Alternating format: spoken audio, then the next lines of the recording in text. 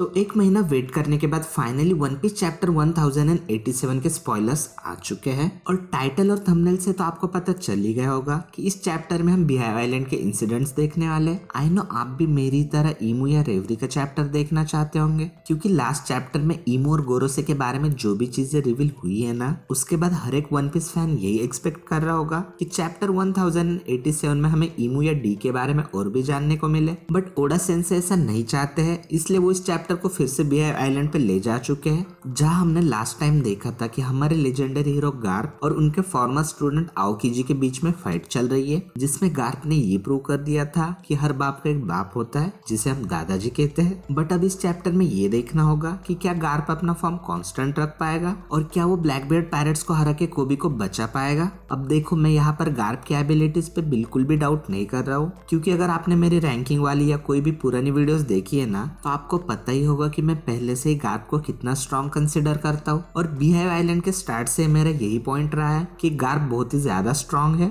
और वो इजीली पूरे ब्लैकबीयर्ड क्रू को हरा सकता है। बट उसमें दो प्रॉब्लम्स है। फर्स्ट, तो गार्प अकेला नहीं है, उसके साथ बहुत से लोग हैं जिन्हें प्रोटेक्ट करने की रिस्पॉन्सिबिलिटी गार्प पे है, इसलिए गार्प अपना पूरा फोकस फाइट पे नहीं लगा सकता। और सेकंड, ये बंदा, अब चाहे गार्प कितना भी स्ट्रॉन्ग हो, बट शिरुई बहुत डेंजरस है, क्योंकि भले ही वो गार्प जितना स्ट्रॉन्ग नहीं हो, बट बैकस्टैप करना जानता है। और क्योंकि अब उसके पास क्लियर फ्रूट भी है, तो वो डेफिनेटली गार्प पर धोखे से अटैक कर सकता है। एनीवेज, तो इस चैप्टर का नाम है बैटलशिप बैग और इस चैप्टर के स्टार्टिंग में गार्प वर्सेस कुजान फाइट कंटिन्यू होती है, जहां गार्प ने अपने ब्लू होल अटैक से आओकीजी को जमीन में गाड़ दिया था और उसी के आगे से फाइट शुरू होती है। और इस फाइट के दौरान हमें एक फ्लैशबैक भी दिखाया जाता है, जहां हम यंग आओकीजी को गार्प के साथ ट्रेनिंग करते हुए देख सकते हैं। और ये लोग कोई ऐसी वैसी ट्रेनिंग नहीं कर रहे हैं, ये लोग बैटलशिप को किसी सैंडबैग की तरह यूज कर रहे हैं, जिससे हम ये समझ सकते हैं कि गार्प ऐसे स्ट्रॉन्ग नहीं बना और आओकीजी भी कुछ कम नहीं है। फिर फ्लैशबैक खत्म होता है और गार्प वर्सेस आओकीजी फाइट फिर से शुरू होती है और अपने क्रूमेट की हेल्प करने के लिए बाकी के ब्लैकबीयर्ड पैरेट्स भी गार्प पर अटैक कर देते हैं। बट इससे भी कुछ फर्क नहीं पड़ता, क्योंकि गार्प दद्दू पायरेट किंग लेवल है, इसलिए वो सभी ब्लैकबीयर्ड पैरेट्स को ऐसे ही पेल देते हैं। लेकिन तभी शेडी शिरुई गार्प पे स्नीक अटैक कर देता है और फिर तभी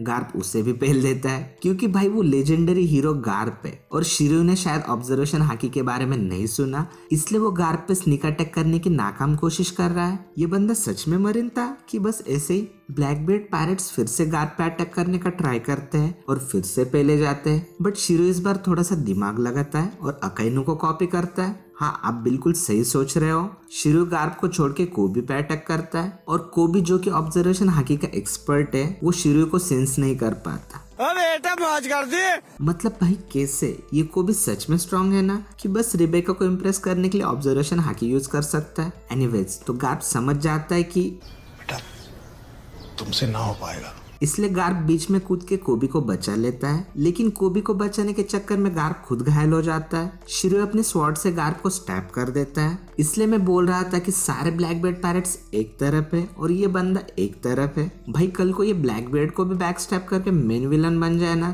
तो भी मुझे कोई हैरानी नहीं होगी। अब गार्प के इंजर होने के बाद आओकीजी और गार्प एक दूसरे के फेस पे पंच करते हैं, जिससे एक बहुत बड़ा एक्सप्लोजन होता है और सभी लोग उस एक्सप्लोजन में आ जाते हैं। और मुझे ऐसा लग रहा है ना कि शायद आओकीजी ने एक्सप्लोजन जानबूझकर किया है ताकि वो गार्प को बचा सके। अब पता नहीं आओकीजी अंडरकवर एजेंट है भी या नहीं, बट उसके दिल में गार्प के लिए बहुत रिस्पेक्ट है, तो इसलिए वो डेफिनेटली गार्प को बचाना चाहेगा। देन एक्सप्लोजन की सारी धूल हटने के बाद हम गार्प को देख सकते हैं, जो जमीन पर गिरता है और गार्प के नीचे गिरते ही कोबी रोने लगता है, जिसे देखकर गार्प कहता है कि कोबी पैनिक मत हो, इंसाफ जरूर होगा। क्योंकि गार्प जमीन पर जरूर गिरा है, बट वो अभी तक हारा नहीं है। अब पता नहीं गार्प बचेगा कि नहीं, बट एक बात तो पक्की है कि गार्प व्हाइट बियर्ड जैसे ही कुछ लेजेंडरी जरूर करके जाएगा। और अगर गार्प इस फाइट में मरता भी है ना, तो उस चीज का कोबी पे बहुत बड़ा इम्पैक्ट होने वाला है। एंड यही वो मोमेंट होगा जब कोबी अपनी कॉन्करर हाकी अनलॉक करेगा और फाइनली एक एडमिरल लेवल कैरेक्टर बनेगा, जो कि उसका ड्रीम है। और लूफी का ड्रीम क्या है वो तो आपको पता ही होगा। नहीं, पायरेट किंग बनने वाला नहीं, बल्कि लूफी का मेन ड्रीम,